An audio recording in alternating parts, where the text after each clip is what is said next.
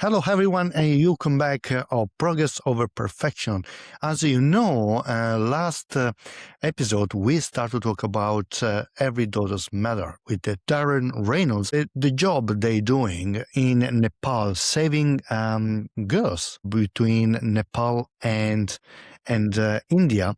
They were able to save 1,572 girls just last year. I think it's a beautiful number. Thank you, Darren, to be here again.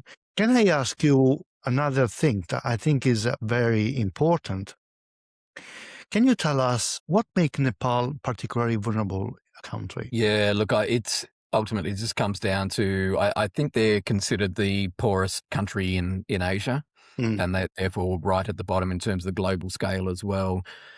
It is simply, look, when I go into schools and talk about this, one of the things I'll reference is, Australians, we pay taxes, obviously, and there, some people push back quite hard on paying taxes and try and avoid paying as much tax as possible, which is fair. It's understandable. But honestly, you get the government you pay for, you get the hospitals you pay for, you get the roads you pay for, and you get the police you pay for. So when you have the poorest people in a country where they're living hand to mouth and they're not paying taxes, they're not going to get any sort of benefit of that. And I just refer back to a story from Cambodia that I shared a little bit about last time, where I met a 13-year-old girl in a rubbish tip, and honestly, we got out of the car, and the smell that hit us was like a physical force. It was 90 degrees humidity. It was 38 degrees, 90% humidity, 38 degrees, Celsius. And then you had everything was wet and rotting because of the humidity and the climate there. And yet I looked down and there's a little boy sifting through rubbish, trying to find something to eat. And then I look up and there's a 13-year-old girl at the top of that rubbish tip. Now, if she gets bitten by a mosquito, there's a good chance she's going to end up with malaria. If she cuts herself on something metal, there's a good chance she's going to get tetanus. And as I said, you get the healthcare you pay for. And if they don't have any money, and they don't, that could be a death sentence. And I realized I met a family where we were there for about a week in this village. And one morning, I'd grown quite connected to this family. They had three little girls at that point. It's actually four. One was a little bit older, but the youngest was quite young. The second youngest one day didn't show up. And when I started asking, where is Srepek? Nobody's looking me in the eye. And I was like, hang on, what's going on? And I didn't speak a little bit more Cambodian now, but at the time I was lost and I was looking around for someone to translate. Eventually I found someone and I said, why is everyone avoiding the issue? What has happened? They said, she got sick during the night. Now, she'd been running around playing the day before. Turns out she was okay. But in that moment, I just saw in stark reality that they didn't expect her necessarily to pull through. And it might have been a cold or something. I don't know what it was that she experienced. It might have been food poisoning. But there was almost an expectation that she wouldn't necessarily pull through. And yet I'd been with her the day before. So I think this is going back to Nepal, and I'd done a lot of rural stuff in Nepal. I haven't been out in these sort of places, but I'd like to do that maybe on my next trip, is go and get a bit more visibility on the poverty that drives this. But it would be very similar. Like I don't think I'm going to be surprised by anything I see. I've seen enough of that in Cambodia to know that when somebody goes into a village like this, and I perhaps can tell a story here if you're okay. So I went into this particular village, and it was just everything was as poor as I've just described. And I had a camera, and as I was filming, I saw off to the side this young guy in his early 20s was standing with a group of young girls. They would have been less than 15, probably a couple of them under 10 as well. But as soon as he saw me with a camera, he ran, and it was shocking because I didn't notice until later when I saw the footage. And it was as the camera came up, he happened to look around. He was chilled. His whole body language was very relaxed until he saw the camera and a white guy, and he took off. He ran off down the girls just stood there and went, "What just happened?" What I come to understand now is that is exactly how it works. That is exactly what happens in these villages. Somebody will go up to the most vulnerable kids and say, I can help you. Introduce me to your parents. So it even feels legitimate. And they'll say something along the lines of, and there's so many variations on this, I've got a friend over the border in Thailand who's got a clothing factory. They're always looking for workers. I can lend you the money to get you out of this extreme poverty. It'd help you fix your motorcycle so you can earn an income, or to pay off your debt so you don't lose your house, and we're not talking houses, we're talking huts. And this girl will be able to pay off that debt, and you'll see her again in 2 or 3 years' time. That's a lie. We know that's a lie, and they don't really. They're backed into a corner where they go, well, we're going to get some money, and this will get us, and the rest of the family will benefit. So she takes a hit for the family. So again, similar, and give you another example here of bringing it back to the context that we work in now. This is quite a recent story. So we had 3 girls, all under 18, show up at one of our key border crossing points, and our staff, our local Nepali staff. So we've got about 60 frontline staff at the moment, and a number of those, and I'm talking upward of 15 to 20, have experienced human trafficking themselves. So that's powerful because they know what it looks like, because they know what it feels like. So they've noticed these 3 girls heading for the border. Important point, I think, to make here is that there's a friendship agreement between the 2 countries, Nepal and India. It dates back to 1950. Mm. It's a treaty where if you're citizens of either country, you don't need any passport or paperwork or visas or anything to travel between the 2 countries. Yeah. That's an 1,800-kilometre border, which is why it's so hard to police. Yeah. And if you're on legitimate business, that's fantastic. But if that's around human trafficking, that creates an incredible opportunity for them to be. The risk is so low for them in terms of getting caught. So these 3 girls have shown up. Our staff has stopped them and said, "Where are you going?" And they said, "We're going to a dance competition in India." And there's cash prize, right? So they said, "You're traveling without any adult supervision. What's the story? How did that come about?" And they said, "Oh, this guy approached us, and an Indian guy, and he said, I will cover all your transport costs as long as you don't tell your parents." I mean, yeah, I saw your reaction. How much of a red light is that? And when I go into schools here and I share that with even year 11, 12 students in girls' schools here, they get the same reaction as you. So red flags are going off because we're educated and our girls are educated. These girls are barely literate. Yeah. And they're so naive. They think, what a wonderful opportunity. And they think they justify it by going, we shouldn't tell our parents because their parents will stop us. Not because they think it's dangerous well, maybe they do, but we know better because we're going to go and get money for them, bring the money home. Yeah. So when our staff contacted this guy, they had his contact details on their phone, rang him, he hung up on them. So, red flags everywhere. So they said, you're not going, and got the police involved. Then there's a formal process they go through where they go into one of our emergency shelters. So when I mentioned there were 13 surveillance booths, each of those has an emergency shelter, somewhere safe for the girls to go. We contact the families. We let them know that we have the girls, and I think a lot of times ask permission. Do you give them permission to continue? And in most cases, they go, no, we didn't even know where they were. So they've gone into that shelter and they're safe. They were now waiting for the families to come and collect them. Now, 45 minutes later, another 3 girls, show up, the same border. One is 18, but the other 2 are definitely underage. And they said, "Where are you going?" And they said, "We're going to a dance competition in India." And guess who the contact was? So it's the same arrangement. And so in less than an hour, we had 6 girls rescued from one human trafficking operation, just because our staff were alerted to those kind of things. So we've got photos of them in the shelter, and they're a little bit. You can see they're a little bit shell shocked. They've realised what's happened, and they're a bit sheepish because they know that they were a bit foolish, but they're safe, and I love that. See, the thing is, you say, how old were these girls? Probably 15, 16. 15, 16. Yeah, maybe younger kids some will go without say to the parents where they're going. Yeah. When we think that our kids are smarter, maybe some of them knows on what level. Yeah, It does go to show that, kids will be kids, yeah, and kids are teenage kids. girls will be teenage girls. Yes. There's some lure that they Yeah. think there's a genuine opportunity that they think they know better than their parents. Yeah.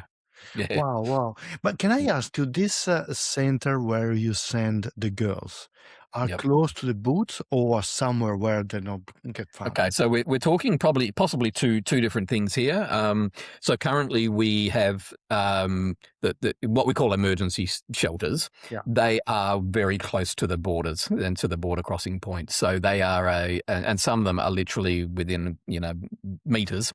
Some of them might be a little bit further away. They're not clearly marked. Some of the ones closer to the border because obviously could become a target, but certainly the ones that are so it's somewhere safe for them to go in that initial period, and we're talking probably 3, 4, 5, even 6 days often before reunification happens, because the parents often have to travel quite long distances, and I can assure you, traveling a few hundred kilometers can take a very, very long time in Nepal. And, they're winding roads. You've got potholes that tractors fall into. You've got cows that if you touch them and you're in serious trouble, right? Sacred cows and things. So traveling through rural Nepal is exciting. So these families do often take quite a few days to get to where they're needed, which actually works in our favor because we're able to convince these girls, when we first intercept them, they're often quite resentful towards us. And I've got a photo of 3 girls we intercepted, all one's 15, two 14-year-olds. And we've got a photo of them at the border and they just look devastated. And then we've got a photo of them in one of our emergency shelters where they're sitting on these beautiful beds with pink doonas and all that sort of, they're so beautifully looked after. But their faces are just, they're still going, but we were going to India. There was a guy in India who was going to give us a job in a hotel, and literally that was the story. And so we've just shattered their dreams, their hopes and dreams, and they need help unpacking that. Yeah. That takes you've got the whole denial process, and we need to convince them in that period of time so deeply that they don't try again. And anecdotally, we don't see them trying again. Now, they could go to a different border crossing point. We understand that. Yeah. But we believe that when they leave our care, that there is enough understanding now that as bad as they've got it, we understand they're still living in poverty, but it's nowhere near as bad as what they were going to experience had they gone across that border. So now there's important point here. It's effectively around 90% of those rescues, so of that 1,572 last year, do go home. And I use that word a little bit loosely because we're talking immediate family in most cases, but where that's not possible, then you might have extended family or trusted people in the community. So it's family reunification / community reintegration, family reunification and community reintegration. Wow. Now there's about 10% that can't go home. So we currently have 2 safe homes in 2 different cities, and they are places they go if they meet all the criteria where we can look after them for a longer period of time. And normally that's effectively a 6-month program. We've currently got just under 40 girls in our care, in just under 20 in each. That as part of that, they do get fed, clothed. We've got live-in staff that look after them. But they also get upskilled. So there's things like we have rooms full of sewing machines where they can learn to be seamstresses. Not all of them want that, so we have other options as well. Working on a beauty and salon hair salon training at the moment and setting that up. We have computer training centres, so they're learning basics in computing, and hospitality. So that's a big one where they can learn to cook and to waitressing. We run a cafe where they can actively use those skills. They can take those skills back with them. And just the last point on this, there's also what we call a halfway house. There's, I think, currently 5 girls in there who have qualified for the program called Pathways to Potential, where we will help them finish year 10, 11, 12, and then potentially first year post secondary, tertiary education. Because they've met the criteria that would be the best thing for them right now, is to finish their education. Congratulations again. Who are the people that talk with these girls? Are counselors, psychologists? There is something that we understand as like here in Australia, we have counselor, psychologist. Who is the person? They're trained counsellors, and I guess this might be a different use of the term. The counsellors at the border crossing points are, I guess, interception counsellors. So they would have a degree of certainly of training and knowledge, experience in how to negotiate with these girls in that moment. Once they hit the emergency shelters, they would get that kind of counselling care as well. So often the first point is they'll sit in an office and have an interview and unpack everything that's going on. So yeah, these guys are all trained. And I think the important thing to keep highlighting here is that they are Nepali staff, not Western staff. They know the language, they know the culture. I think a history of NGOs in foreign countries is that often you go and try and do it all yourself because you see the need and you're responding, but actually culturally it's not a good fit. And we've heard so many horror stories where the girls never go home because there's no one, we don't know how to reintegrate them. That's not So that's been definitely a focused effort on our behalf to recruit people who know what they're doing on the ground. We've just put on recently a lady whose job it is, full-time job it is to follow up the girls after they've left our care to make sure their reintegration is going well. That's something we possibly didn't have capacity to do up until more recently with the funding that's come in, but it's important. So that's where we've gone there. And there's also, I believe, I don't know where we are in this process, but there's a lawyer that we're talking to about following up the cases and helping get convictions based on the testimony of the girls and things. Wow. So, yeah, different levels of activity. Different levels, yeah. Wow, well done. How many people work in the booth? Normally about 3 or 4, depending on the busyness of the crossing point. So you'll get some that are actually in cities, and it might be a city that's half in Nepal, half in India. But then you get one where we visited where it was almost like, where are we going? Because you go down a dirt road and you end up in this little village. And there's an official crossing point there with a gate and everything, although it's just a boom gate. And you've got police officers or customs officers in India and Nepal, but it's a dirt road. And so you wouldn't get any big trucks or anything going through there.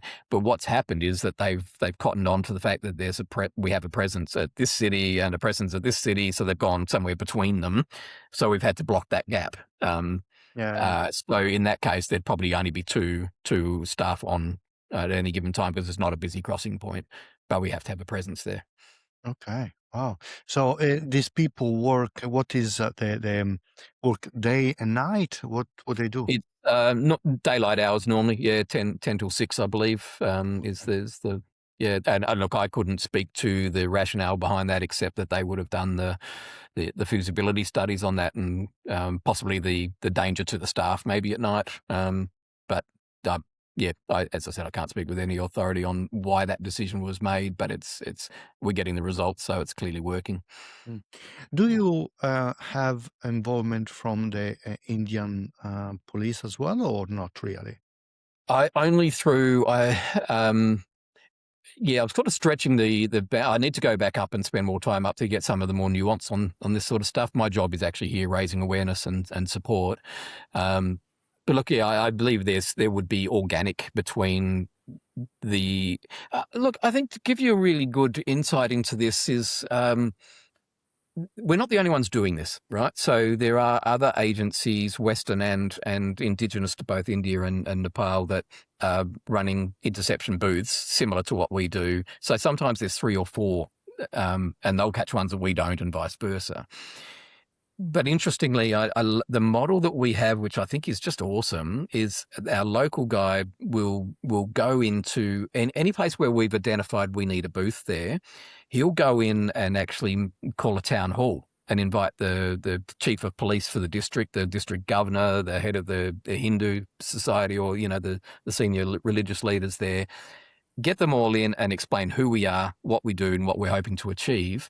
And they then help us select the location for the booth, which is in most cases right on the border. So you can look up and you'll see the border right there, and it's within less than 100 meters from the border, where some of the others might be further down the road because they didn't necessarily come at from a relational angle and they've just gone and set up their booth or whatever. So I say that because the insight there is that when you have local buy-in, when the district governor has got your back and the chief of police in the district has got your back, he will most likely have a connection with the head of police in the district in India. So while there's at the moment we know that once they cross that border, they're gone. If we're strengthening our relationships and building our muscle in those places, that more and more, it's not going to be game over if they cross that border, because there is somebody else who understands what we're doing and is supportive of it. And I think the longer we do this, the more that is going to become evident. Mm. What is the response of the locals about what you do?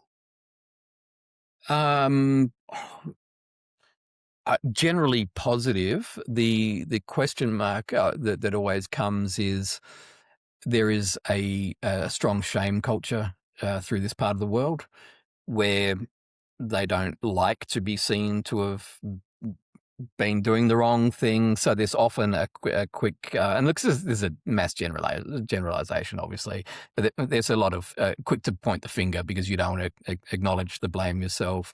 So acknowledging the problem actually takes a bit of courage from local people. Yeah. So we just have to, I guess, work through people who understand that culture and the nuances of that culture and are able to communicate even with the families to say, your daughter is here. We don't want to, there's a sense of, they won't ever say it like this, but we don't want to shame you, but she was trying to get to India for a better opportunity and she had your best interests at heart. So they've got to do that in a way that culturally fits without bringing shame on the family. And my understanding is that if they're separated from the family too long, they are considered dead to the family. So it's critical that we contact the family very quickly and assure them that she's not missing, that she's just got a bit confused, I guess. Sorry, because again, probably because as a Western, and I cannot understand the cultural way to think. So if one of these girls miss from home, let's say for a couple of weeks, they can consider the girl missing that lost. Yeah, that is my understanding. Yeah, and I obviously I'm not an expert on this issue, but that is what I have heard from a few different people now. That is, And again, like you, I've got such a Western mindset that I'm still trying to get my head around that. So I don't want to speak with too much authority on it. But my understanding is because if they're going missing for that period of time, and here's an interesting insight. When I've seen a couple of Nepali weddings now, and the girls don't smile. The brides don't smile in the photos because they don't want to look too happy, because that brings shame on the family that they're happy that they're leaving the family. They're not thinking like we have the Western mindset. We're happy because we found the guy we love and we're going to set up a new life and have a family. But if you're too happy, it looks like, oh, you're so excited to get away from your family. There's got to be an element of mourning almost that you've lost your family. You're leaving your family. Yeah. So there's that. That's a little window into a cultural thinking. So if they're saying, if people in the village go, "Where is your daughter?" and they go, "We don't know," it's at some point they're going to say, she's dead to us. That like she's rejected us, and and that's good. Yeah, there's a shame factor there. Well, that's incredible. Yeah. Can I ask you? We talk a lot about daughters, girls. What Yep. about the boys? Yeah, boys are seen as a very valuable commodity in Nepal, and I think it ultimately comes back to the physicality of them when, as they grow older, that they're able to help with the farming, or they'll earn a living a lot more. Education is a lot more used on boys because they've said they can go and earn more money. Again, it's a cultural thing where the girls are seen as relatively disposable. I think the biggest value, I think, for a girl is what you can get from an arranged marriage, where she marries into somebody who's wealthier or got more means. So the girls are not designed to stay at home and get educated, and they're more value to the family if they marry them off, and so they are seen as disposable. Wow. So can I say that is the perfect explanation how patriarchy works in Yeah, these yep. situations? Now, we do occasionally come across boys at the border, and we've got some footage actually that has slipped into one of our videos that I showed during presentations, and it's very quick, but there's about 12 boys on the side of the road, and we've just seen the police pull up because we were alerted the police to what was going on, and that was a very specific trafficking operation and they were all under 12, I believe. So there was, I might go there. It might be eight. There were about 8 kids under 12, I think, but they were all boys. So that's it does happen, but we honestly, that reunification is instant with them in that sort of case. So the girls do need a lot of that aftercare programs, and but it is, I think if you would put a number on it, I put it up near high 90%. Of rescues or trafficking is girls in that part of the world. Different in other parts of the world, but Nepal specifically. Yeah. Thank you for this second interview, Darren. And guys, that you're listening this podcast, stay tuned because I'm coming with a third part of this interview. Thank you, Darren. Bye.